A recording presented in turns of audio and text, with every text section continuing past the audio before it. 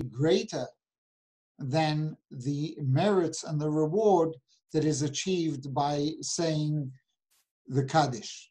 So especially given that everybody here tonight will be able to participate. Afterwards, I was asked to share the opening remarks that I made from the funeral.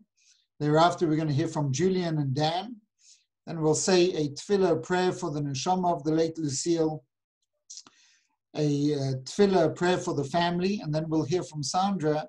And after that, once again, everybody is welcome to unmute and to have a reuniting even in these most adverse and difficult of circumstances. So what I'm going to do is I'm going to share the screen, and the screen that I'm going to share will be at the outset. It will have the Shema, and then we will go on to learning the Mishnahs that have the same letters at the beginning of these particular chapters that will spell the name Liba. So we're going to start off, as you can see on the screen. This needs neither commentary nor guidance, and that is the Shema. Shema Yisrael, Adonai Eloheinu, Adonai Echad. V'ahavta es Adonai Elohecha, b'chol levavecha, b'chol nafshecha, b'chol moedecha, v'hayu hadvarim ha'ele.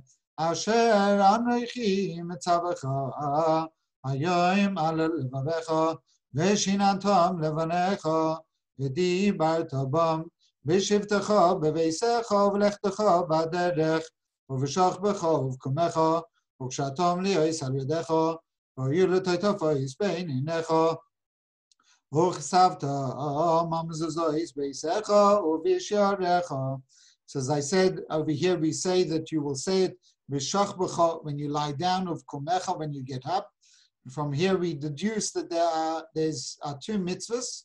One mitzvah of saying the Shema at night, which we just performed, and the other of saying it in the morning, which we perform also every morning. So now we go on to the learning the Mishnayos that spell out the name Liba. And the first obviously is the Lamed. And over here, it's coming from the fourth chapter in the tractate of Sukkah, which obviously deals with the festival of Sukkot. And the festival of Sukkot was punctuated by a number of different aspects and services in the times of the temple. Obviously, in times of the Beit HaMikdash, we had the lulav together with the etrog and the four species together. They would take the aravot, the spare willows, and they would actually line them around the outer altar. And that was known as Arava, and that's what we do as Hoshanot. Then there's obviously the recitation of Hallel, singing the praise of Hashem specifically as it relates to God taking us out of Egypt. And there is the idea of Simcha. Simcha in the olden days was that there was a certain sacrifice known as the Korban Chagiga, the festival sacrifice.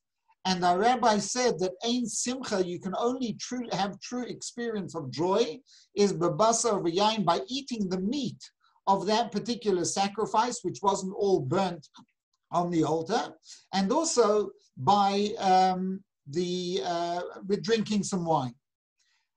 There's another element that occurred, and one of the central themes of all the festivals, but specifically of Sukkot, obviously it all revolved around agriculture.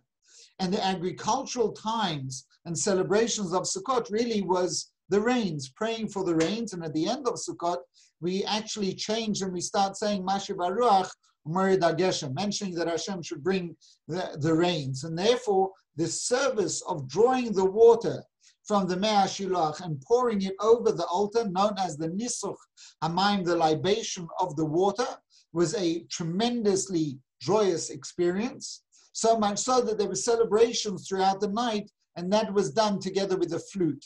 So we're now going to assess, the other Mishnahs will explain exactly how this works out.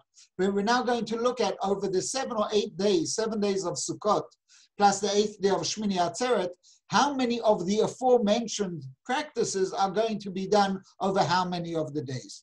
So Lulav Va'araba, the taking of the Lulav, the Etrog, the four species, taking the willows and circumventing the altar and leaving the willows there, that is done depending on how Sukkot falls out, either Shisha v'Shiva, 6 or 7 days of the duration of Sukkot. HaHallel, saying the Hallel, which is the praise of Hashem, of specifically relating to the Exodus from Egypt, V'hasimcha, and the joy of eating the meat, that is Shmona, that is done for the entire 8 days. In other words, it's done for the 7 days of Sukkot, as well as the day of Shmini Atzeret. The obligation of Sukkah, the obligation to sit and eat in the Sukkah and to do everything that we ordinarily would do, that is a respectable conduct to do it in the Sukkah. Nisuch HaMayim, the libation of the water, as I mentioned, over the altar. So these two are done for Shiva. They're only done on the 7 days of Sukkot. They're not done on the 8th day, which is a separate Yom Tov of Shmini Atzeret.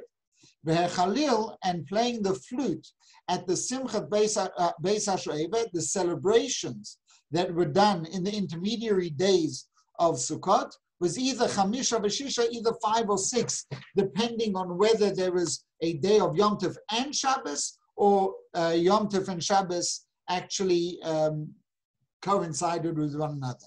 The next we go is to the letter Yud, and here it deals with something a little bit more complex, a little bit more complicated, and not necessarily in the realm of our normal activities, and that is a mikveh. Now, a mikveh is constituted as, let's just keep it simple, a hole in the ground that is capable of storing a minimum of what is known as 40 sa'ah. 40 sa'ah, there's different measurements as to what it is. That's just to make life simple. The normative practice today is to go above and beyond what the actual volume of water is, and we're generally talking about 1,000 liters of natural water. The moment that the water is drawn into a bucket or a vessel, or the water somehow or other goes through some type of a container, it invalidates the water. It has to be natural water, rainwater, whatever the case might be. And it has to be, we're going to call it 1,000 liters just to make it simple. So now says the Mishnah as follows. You have certain liquids, which if you've got, let's call it 999 liters, that you could add that 1 liter of this other liquid, which would now make it that we've got 1,000 liters, and that extra 1 liter doesn't invalidate the rest of the water. But then you've got other liquids, which in fulfilling that 1 extra liter, number one is that they invalidate all the other 999 liters, that they're useless from now on. And they also don't serve to actually form a full amount of 1,000 liters. And then you have loy mailim, loy poison. You have some liquids which do not contribute to making 1,000 liters, but they also don't invalidate the remainder. So you might have 1,000 liters of liquid, but you've still only got 999 kosher, and you need to add another 1,001 liter in order for it to be acceptable. So now the Mishnah says, the following ones will make the full amount of 1,000 liters, and they will not invalidate the other. They will not invalidate the other water. Hasheleg, snow. V'habarad, hail. V'akfor, frozen dew. V'haglid, it's also a type of a natural water that's come down and it's frozen. V'melach, salt. V'atitanor, in a particular type of mud. In other words, so these, they're liquid. If you took 1 liter, so to speak, of snow, put it into the mikveh, you've now got a kosher mikveh.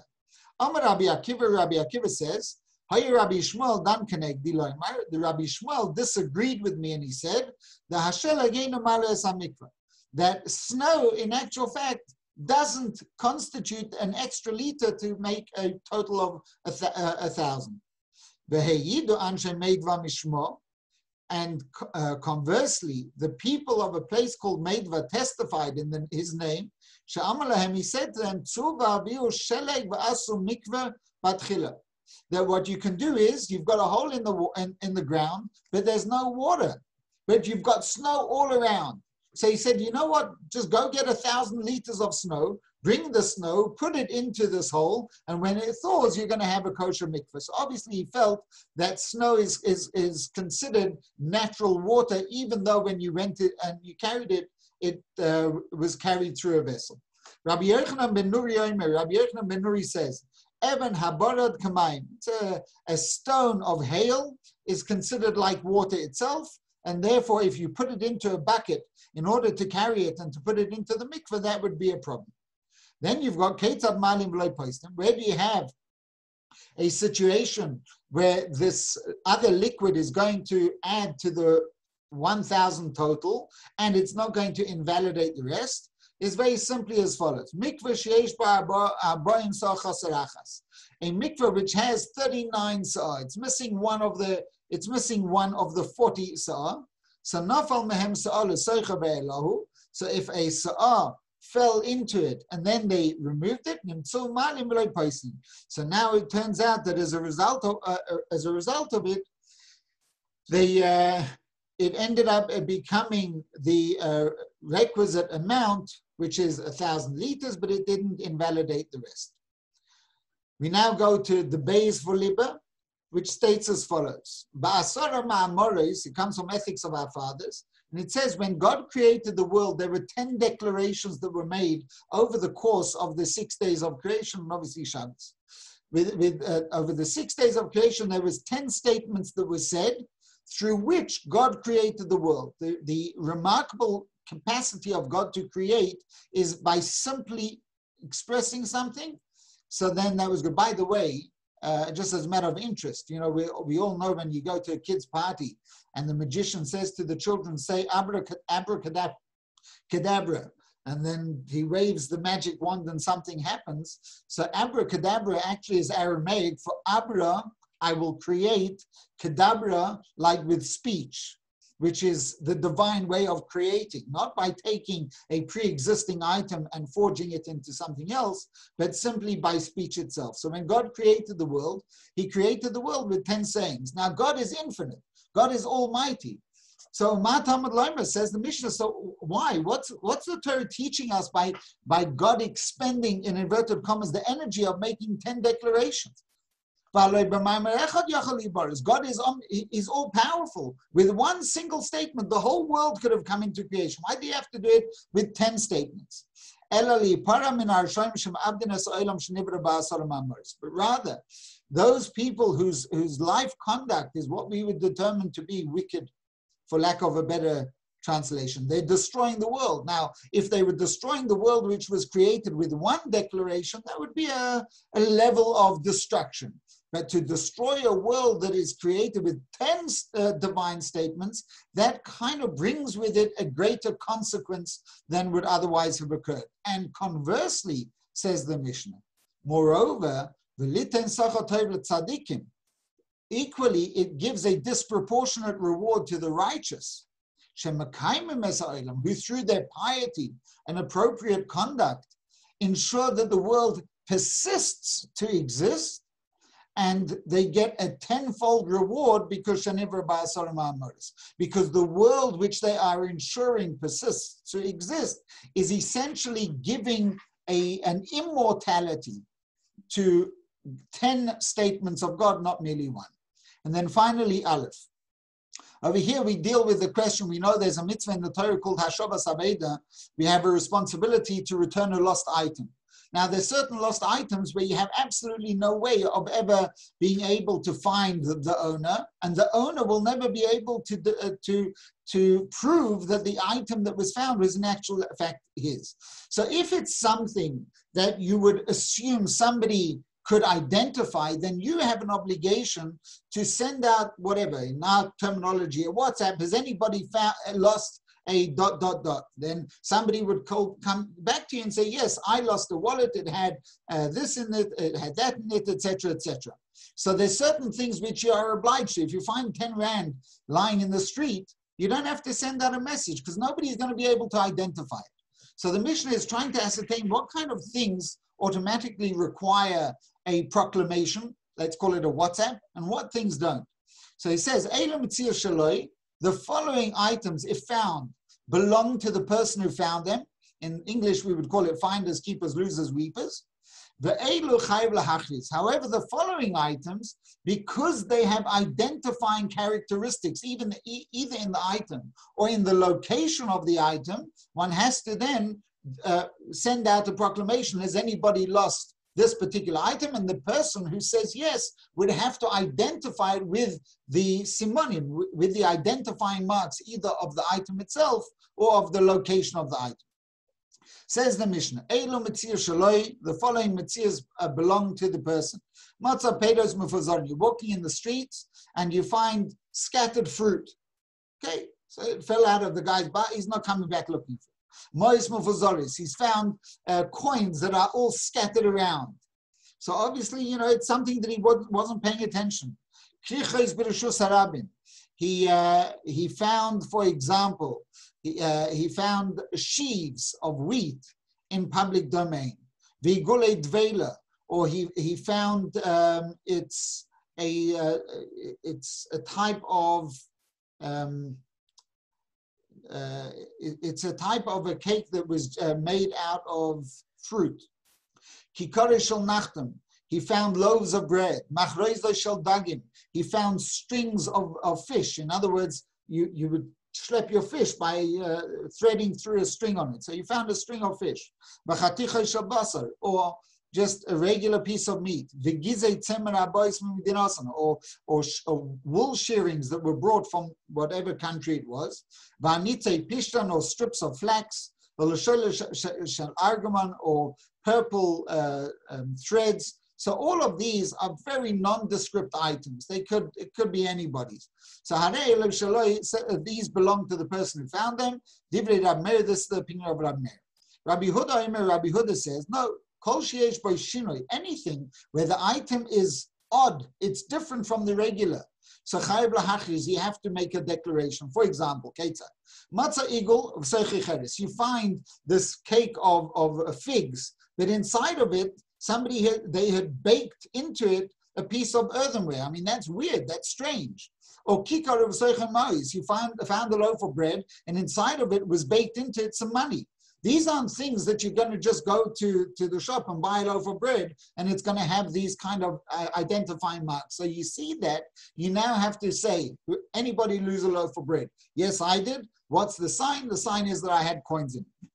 Rabbi Shimon ben Elazar says, Kol klei an puria eino chayav lahachris. He says, anything that is brand new, you don't have to declare, because anything that's brand new means that it was bought from the market and nobody is going to be able to go and identify it. So we have now learned the Mishnah that deals and covers the name Liber. And what I would now like to do is, as per request, I'm going to share with you the first few words that I shared at the funeral, and then we will ask Julian, followed by Dan, to say a few words. So just a short while ago, our community lost our beloved and irreplaceable Oscar. It was nigh on impossible to imagine Oscar without Lucille, or Lucille without Oscar. Every Shabbos, they would come to shul together and leave together. During the week, one would always see the two of them out for walks, holding each other's hand like young lovebirds. So who could imagine them being separated? And then they were. Oscar was diagnosed with Yena Machla, and a short while later returned his neshama to its maker. And the Oscar and Lucille duo in this material world came to an abrupt end. Lucille took everything in life in her stride. Resilient and positive, she found the good in everyone and everything. She never complained, and even when she was clearly hurt and in pain, she carried it with strength and grace. I didn't mention this at the time, but we mentioned it in shul a while back, but when she took a fall, and she clearly had done serious damage to her shoulder, she had to have an operation. So I looked up at her and I said, "Are you okay?" She went like this, like, "Yeah, I'm 100% fine. Just, I need a shoulder replacement or something, but otherwise I'm perfectly fine." She was an exceptionally devoted sister and a wonderful daughter to her parents. She was amazingly close and respectful to her stepmother and Melamed. She did not have a malicious bone in her body and only wished good for everyone around her. She found the good in everyone and everything. She was warm and kind-hearted and always had an upbeat disposition, and she will be sorely missed in our Jaffa and Pretoria community. Now I'm going to ask Julian if you could unmute yourself, and I'm going to pin your video so everyone can see.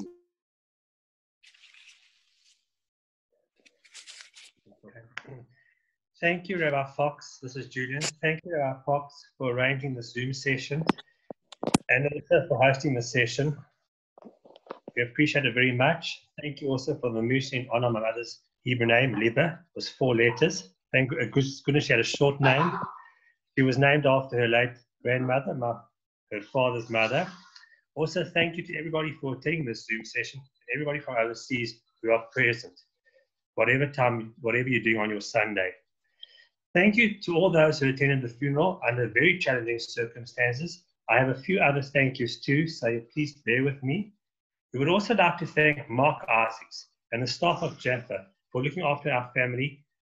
My late grandfather, my late Harry Melamed, my late grandmother Anne Melamed, my late father Oscar Sher, and now my late mother Lucille Sher, with such devotion and love and care for many, many years. I always felt when I went to Jaffa that the staff there treated my mother like a friend, not as a burden, not as part of the job, but as someone who was their friend who they were working with. We would also like to thank the staff, doctors, and everyone at the Groenkoop Life Hospital, which is the old Little Company of Mary for you ex-Pretorians.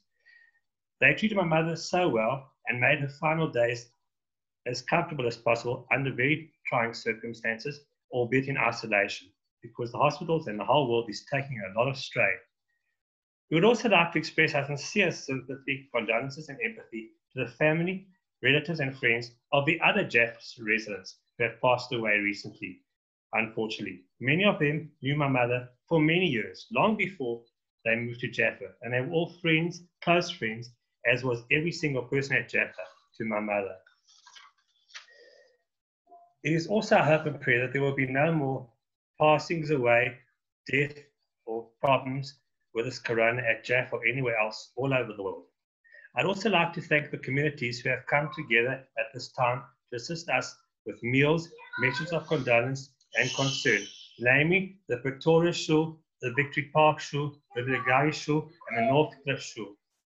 Thank you also to all our personal friends from me and Dan who have sent us messages. I personally received over 40 messages from our classmates of Matric Carmel School 1987, and also to everybody who put posts on the Jaffa Facebook messages page. I can't believe how many people actually watch the Jaffa Facebook message page, and I'm sure she scored a record on that. As you all know, my mother's maiden name was Melamed. There are a few Melameds here. Melamed in Yiddish means teacher. My mother was a good teacher. She taught us well. She taught Dan well, maybe, but she taught me well too. We can all learn from the way she lived her life, her values, and her attitude of never say die and never complaining about anything under any circumstances. In second last point, I would like to share an anecdote which was told over to me by my cousin Shlomo Melmed in Los Angeles when he phoned me last week to wish me long life. You know, a person always wonders, how do my mom and dad meet, especially little girls? You know, mommy and daddy, so romantic. I'm not a little girl, but I also used to often wonder how my parents met each other. He told me that my uncle Benny, his father in Cape Town, came down to Pretoria for a holiday, decided to take his niece back to Cape Town with him for her holiday. That was my mother, 24-year-old young lady. And he took her to the movie house one day, and he'd also arranged for this young man who he knew in Cape Town, a young man called Oscar Sher, to be there too. He told the two of them, and this is not a lie, he told the two of them, when you leave this bicycle, you two will be engaged. And that's how it happened. A couple of months later, my father moved down to Pretoria, married my mother in 1967, and never left. And lastly, my mother also had an auntie in Cape Town, Auntie Golda, who was Uncle Benny's sister, her late mother's sister. And she was very close to her too. She phoned her every Sunday night. She never did anything to offend anybody, and she was very concerned about her auntie, her uncle, and everybody, as we said. So in conclusion, I'd just like to say thank you very much to everybody for attending, for your messages of sympathy and devotion, which we really appreciate, because my mother obviously got back in messages what she dished out to other people. Selfless friendship. Thank you. Dan will now carry on. Thank you, Julian. Just basically saying short how we all know the time that we're in. My mother died in the Hebrew date, the 16th of Tammuz, and the 17th of Tammuz starts the 3 weeks of mourning. And our sages teach us that what we're mourning the destruction of our temple. They breached the walls of Jerusalem, and 3 weeks later, both temples were destroyed on the 9th of Av.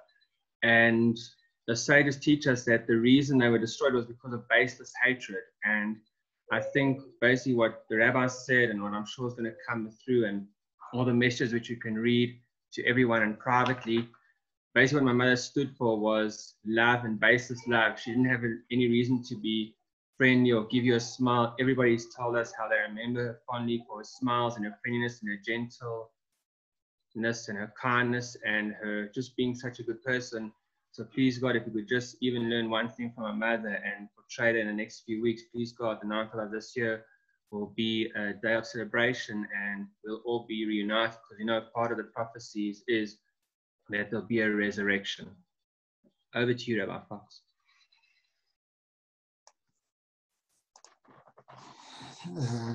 Thank you.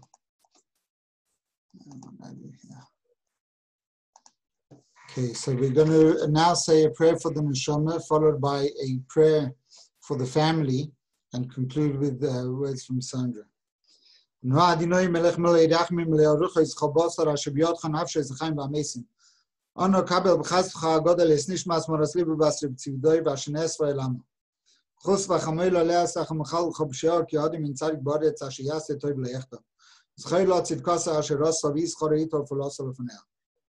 Na stelis neshma sub teknofecha, vaydia oirach chaim service machses menech nimois mincha netzach.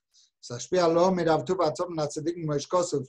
Miravtu b'chashet zafantel reach b'alta lochesim bach neg b'nei adam. Lord and King is full of compassion, God of the spirits of all flesh, in whose hand are the souls of the living and the deceased.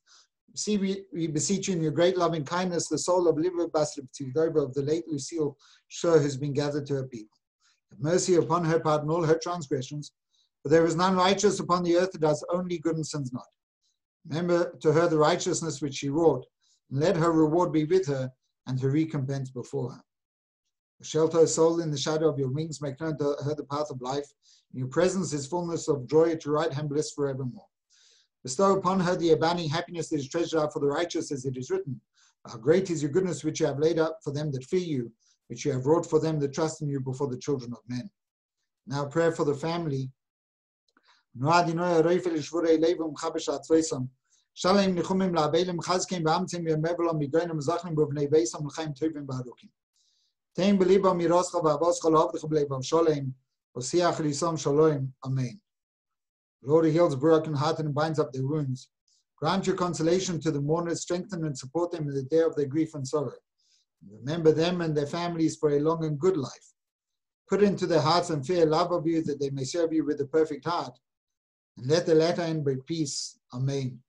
Like one whom his mother comforts, so will I comfort you, says the Lord, and in Jerusalem shall you be comforted.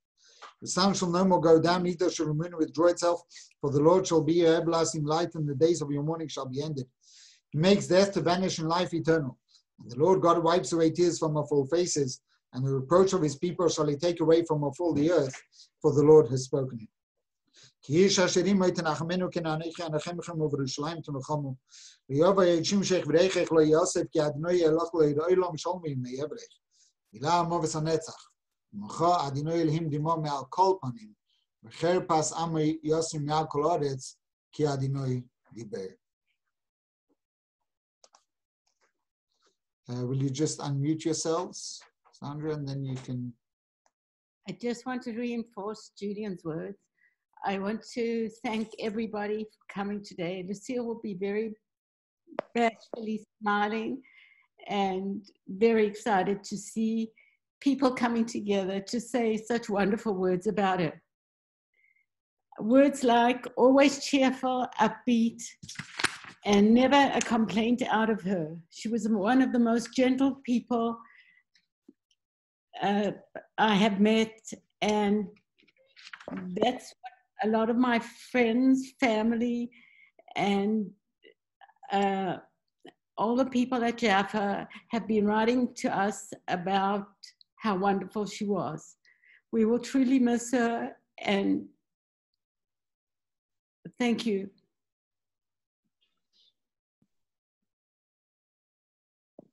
Thank you. That's the end of the formal service. Everybody is welcome to unmute yourselves and to speak to the family, to speak to one another.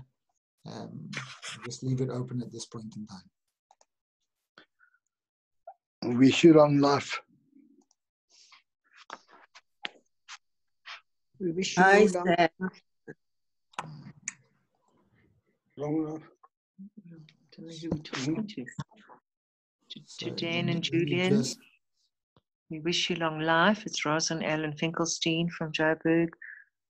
Our memories are wonderful and will always be fond and special of both your.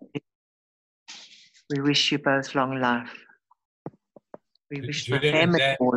all long life. Julian and Dan, this is your cousin Shlomo here. My brother Ron, who's down at the bottom of the screen here, and I probably are the ones on the screen who know and knew Oscar and Lucille the longest out of anybody here, because we were the witness to their courtship, as you correctly put it, as our dear father Benny, your uncle Benny, brought them together in a wonderful shidduch. And so I think that the fact that you are here, all your children and all your friends, is a testament to the wonderful family that Oscar and Lucille built. But most importantly, for those old people on the call like us, I think it's also time to remember Helen and Harry, because Helen and Harry are the ones that we're really celebrating today.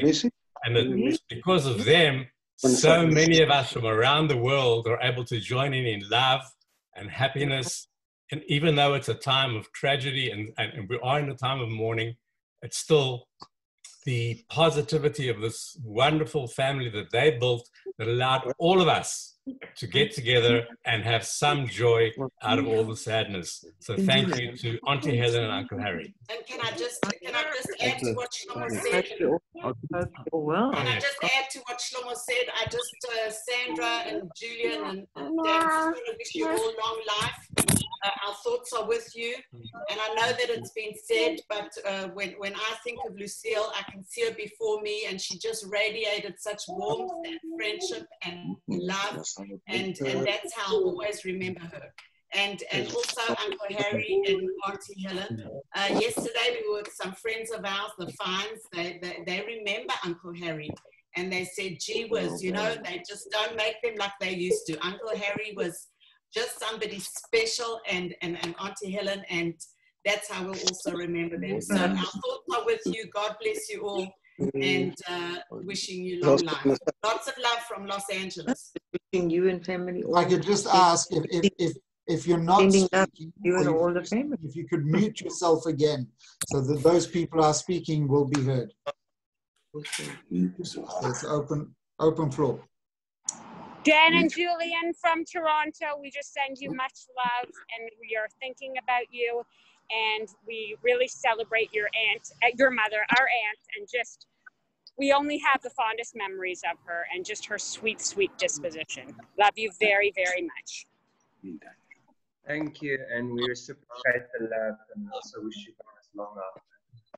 Thank you. I just want to say, for those of you that don't know our family, Uncle Harry was my mother's late father, Harry Melamed, and Helen was her biological mother. Anne Melamed was my grandfather's second marriage. My mother treated both women of valor with equal respect. But just so you guys know who Uncle Harry and Auntie Helen were. And as I said, thank you to Shlomo, who just spoke, for telling me how my parents met, because we wouldn't be able, it wasn't for his father. Rosie. Hi, Ross. Who's that? Carol. Yes. Carol. Hello, Carol. You're talking to everybody. Hello, Carol. Hi, San and Julian and Dan.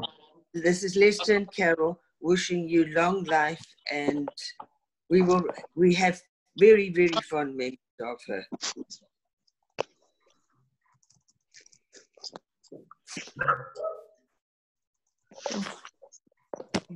Number of years. Wow.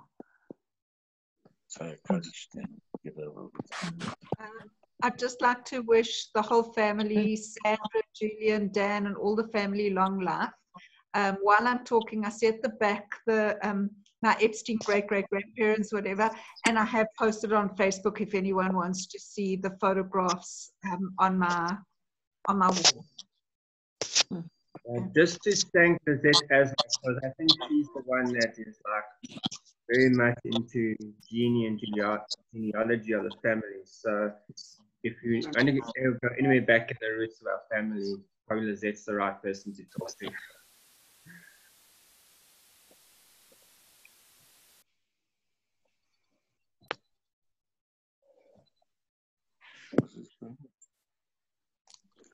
Hello, everybody. I'm Ron Melmed and my wife Helen with me from Phoenix, Arizona.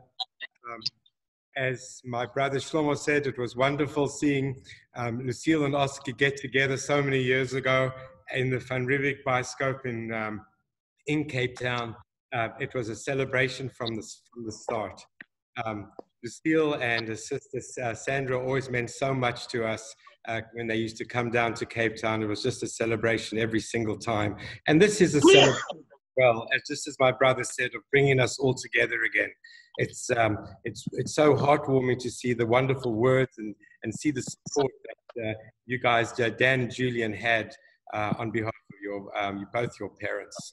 You were just such beautiful people who came from such beautiful souls as well. Eva and Harry and Helen were just remarkable. So we wish you long life from Arizona. Thanks, Ron. Sorry to interrupt. Can you just send regards to Ephraim and Charisse, because I only found this out after I think become engaged or married to my wife, that Ron actually is very friendly with my wife's uncle in Phoenix, Arizona. So you can send I don't know if they say this in American terms, but in South Africa we say send a shout out. We'll do just that. It will be a pleasure. We've been speaking about it. Yeah. I just want to thank Derek Ossip, my ex and best friend. Thank you.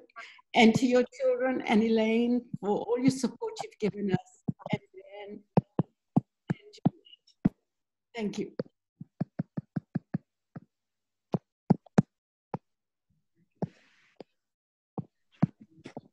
Hello, this is Linda and Chris calling from California. Sandra and Jay, Julian, and Dan, and your families, we just wanted to wish you long life. And we are so blessed that Lucille was in our lives. We knew her from back in South Africa. And we just have wonderful memories. Take care and God bless. Thank you. This is also like almost a reunion for you guys, probably.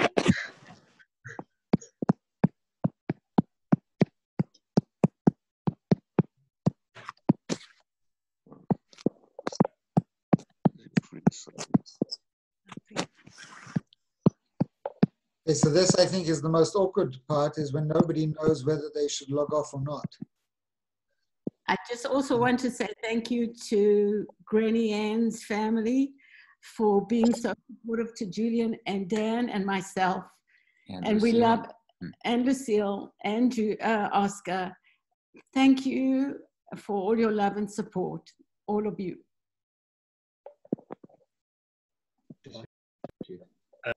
Dan, I would also like to agree with Auntie Sandra and thank Granny Ann's family, her children, because they really were very close to my mother, and specifically when they came to Jaffa, I think sometimes they even made a point of seeing my mother before they saw their own mother.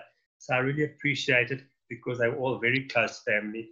And it's amazing how someone can become so close to someone else, because my mother and Anne were very, very close, like a mother and a daughter. I think she lost her own mother from cancer, and then she felt that she had to, she got the affection that she needed later in life from Granny Anne. Thank you. Julian and Dan, it's Brian here.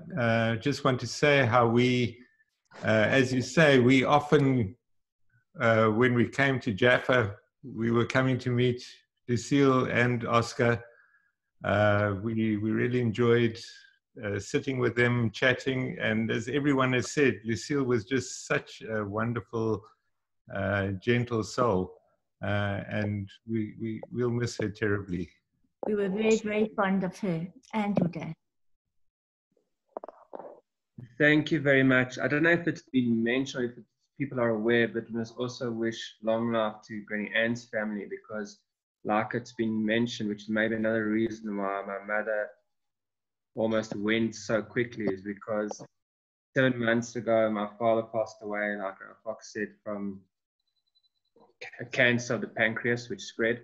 Then Granny Anne passed away like 4 months ago, and now we're all coming together because my mother passed away. So there's a lot. Please God, the pendulum should go up, and please God, there should be more simchas for both families.